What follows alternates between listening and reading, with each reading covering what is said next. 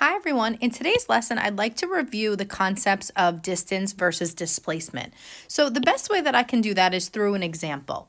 So usually when we do these problems we're talking about a particle moving across a horizontal line. So I'll make a horizontal line here and let's make our particle in blue.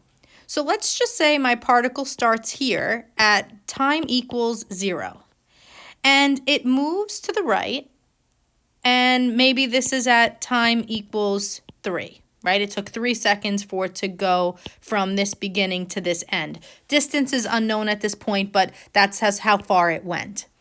And then let's just say it takes a trip back a little bit.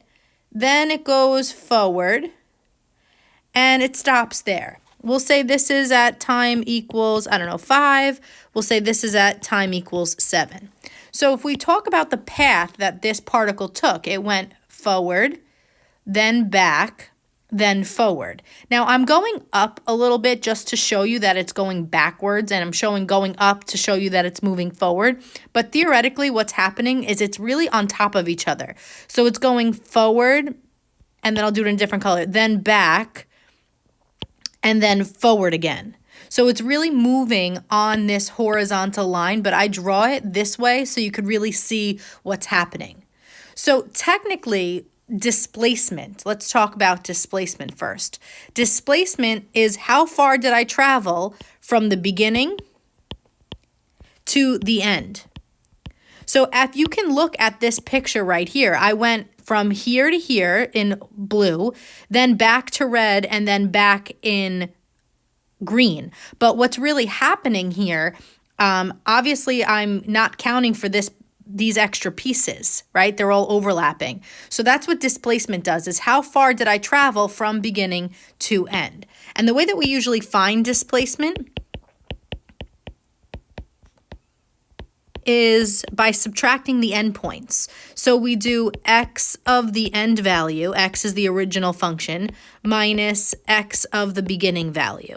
That's how we would find displacement. And I'm going to go through that a little bit greater in detail later on, but that's the idea around displacement. Now, distance is a little bit different. Distance is how far we traveled. So let's go back to this example up here because I think it's easier to see. So if I'm talking distance, so let's just say that the particle traveled 10 units from here to here, and then let's say 6 units from here to here, and then 8 units from here to here. Total distance is adding up all the pieces.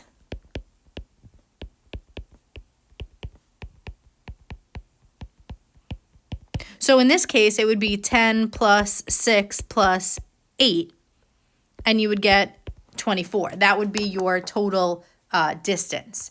So I need you to understand here that distance is probably going to be a little bit longer than the displacement if it traveled back and forth. So this is the picture that we kind of want to have in our heads. All right, let's put it together with an example. So example number 1 says, given the standard position function x of t, find the total distance and total displacement of the particle over the interval from 2 to 7, where t is greater than or equal to 0.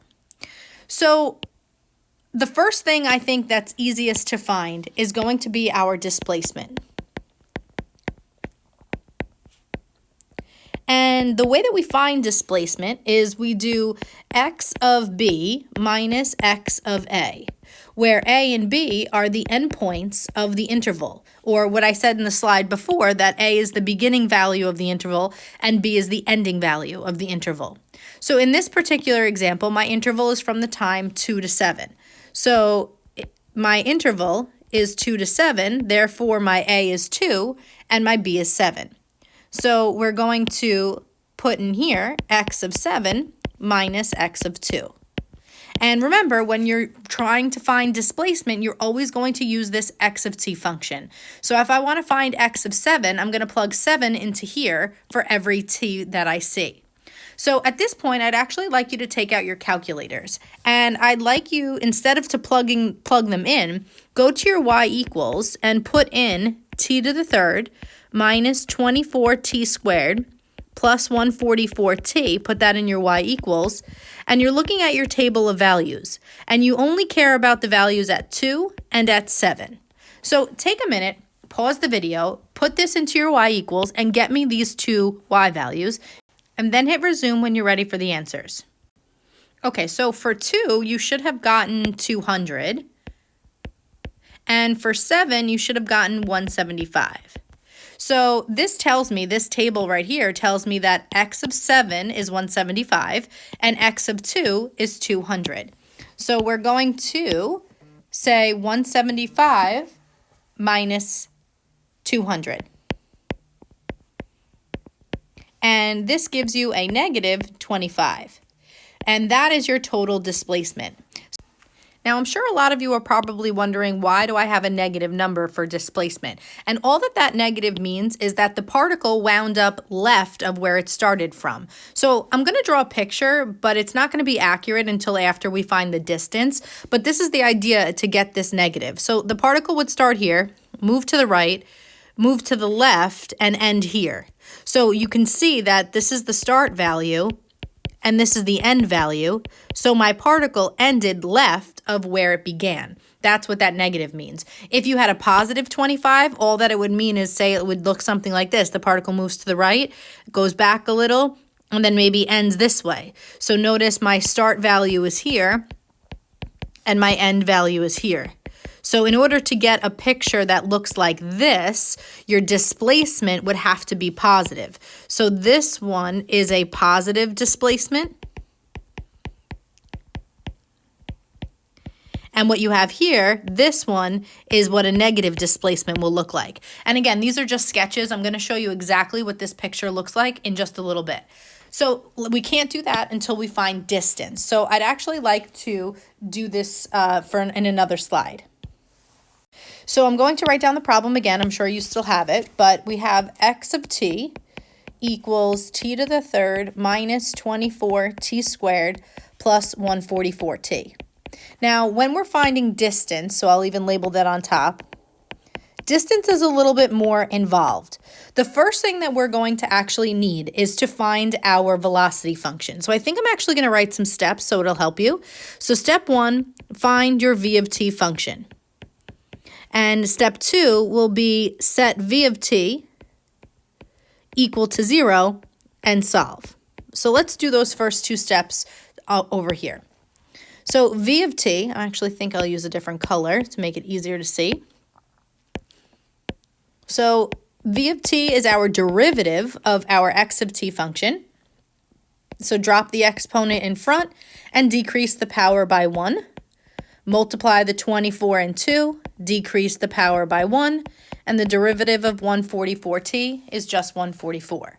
And we're going to set that equal to 0, and we're going to solve 3t squared minus 48t plus 144. And I'm going to try to see if I could take out a GCF of 3. I know 3 can go into 48, but just checking to see if 3 can go into 144, which it does. Perfect. So if I take out a GCF of 3, I have t squared minus 16t plus 48. And my goal is going to be to factor this. Now, again, at this point, if you feel more comfortable using the quadratic formula, more power to you. You guys can do that on your own. I'm going to try to factor it using the AM method. So what numbers add to 16 that multiply to 48? So why don't you pause the video, take a minute, try to find out those values, and then hit resume for the answer. So you should have gotten t minus 12 and t minus 4. So time is 12 and time is 4. And obviously this 3 equals 0 you can reject, right, when you make your t-chart. So this time 12 and time 4 is where velocity is equal to 0. And where velocity is equal to 0 is where the particle is changing direction. So that's really important to us. That's going to tell us where it's moving right and then moving left. But even more specifically, we need to find that.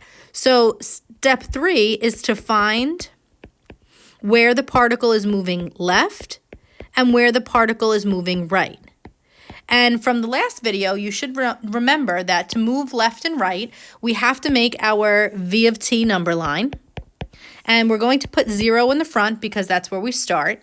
And we're going to put 4 and 12. And we're going to find some test values. I'm going to test a number between 0 and 4. I'll test 2. A number between 4 and 12, I'll choose 10. And a number after 12, I'll choose 15. You may choose any number that fits inside these intervals. That choice is yours. I'm going to pick these numbers. And what we're putting into our calculators is our V of t function. So take a minute, grab those calculators, and in our V of t function, I would like us to find a table of values, x and y, and we're going to test our test points. So we have 2, 10, and 15. And remember, in your y equals, you're putting your V of t function, which is 3t squared minus 48t plus 144. So this V of t function is what is going here. So take a minute, pause the video, and then hit resume when you're ready to get these answers. Okay, so I got that 2 was 60, 10 was negative 36, and that negative 15 is 99. So what that tells me, this 60 is positive. So for where 2 is, I'm going to put a plus. Where the 4 is, the 10, I see 10 here is negative 36. So I'm going to put a negatives here. And where the 15 is, it's 99. So I'm going to put positives. So it's telling me that at 4 and 12, I'm changing direction. So 4 and 12 is where I'm changing direction. So now we are one step closer to figuring out our actual answer for distance. Okay, so just to clarify the information that I found, we have our x of t function. We figured out that it changes direction from at 4 and at 12. And the endpoints of the interval are from 2 and 7. So the question was asking us to find total distance. So when we're finding total distance, you want to make a chart, an xy value. And I'm going to call it x and x of t. And instead of x of t, that's the same thing as saying y, because distance is found by using the x of t function. So what we want to do is put our 2 endpoints of the interval here. So we're going to put 2 here, and then we're going to put 7 down here. And inside this gap right here, we're going to put where it changes direction. Now, what you're going to notice is that it changes direction at 4 and at 12.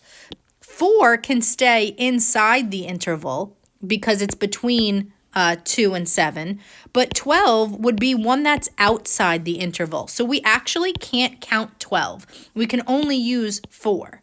So just to clear up what I said, the 2 and the 7 are the endpoints of the interval, and what goes in the middle is where it changes direction. And again, this is more calculator work. You want to go to x of t, your original function, this guy, put that back into your y equals, and find the corresponding y values. We already found it, I believe, for the distance and displacement, but now we need it for where it changes direction. So again, I can't stress it enough, we're using the x of t function. So go ahead, type this into your y equals, your x of t function, and tell me what these values are. And then hit resume when you're ready. Okay, so when x is 2, that was 200. We already knew that. When x is 4, it was 256. And when x was 7, it was 175.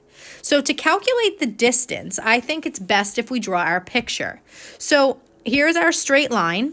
And these numbers, the 200, the 256, and the 175, tell me where the particle is. So I want you to think of it as a number line. You know, if 0 is here, we could put 175 here, we could put 200 here, and we could put 256 here. Now, I know my picture is not drawn to scale, and I know that this distance is not equivalent to these distances, but it'll just show you the path of the particle that moves. So we're going to start the particle at time equals 2. So at time equals 2, it's at 200. So this is where we are starting. So I'm going to start here. Then I move to time equals 4, which is 256. So I'm moving to the right to 256. And then once I'm at 256, I'm going back to 175. So if you label it, this is at time equals 2, this is at time equals 4, and this is at time equals 7. So you can kind of see your displacement now. Your displacement started at 2, but ended to the left of it. So notice why that's negative, right? The negative displacement. And if you want to be specific, from 200 to 175 is a difference of 25. That's why the displacement was negative 25. Now let's calculate our distance. So if you can see from 200 to 256 how much distance has been covered, you should be saying about 56, right? So from here to here is 56. And then you want to say to yourself, if I'm starting at 256, but then I'm going all the way back to 175, what's this total distance? And the only way to find that is if you subtract those two. So in the calculators, just type in 256 minus 175, and that should give you 81. So this distance from here to here is 81. And then to your final answer, to find the total distance covered, you're just going to add them up. So 56 plus 81. Go ahead, type that in, and you should get 137. And that is your total distance with now a more accurate picture of what it looks like.